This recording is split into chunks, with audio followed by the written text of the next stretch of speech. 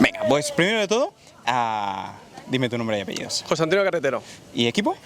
Dinja Mazares. Venga.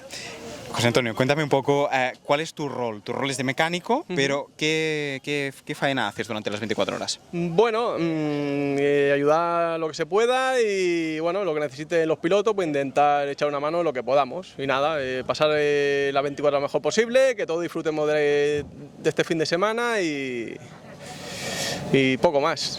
¿Tú estás aquí o estás en boxes, en el box de allí? En pista? Bueno, polivalente. Polivalente, ¿eh? Polivalente. Polivalente.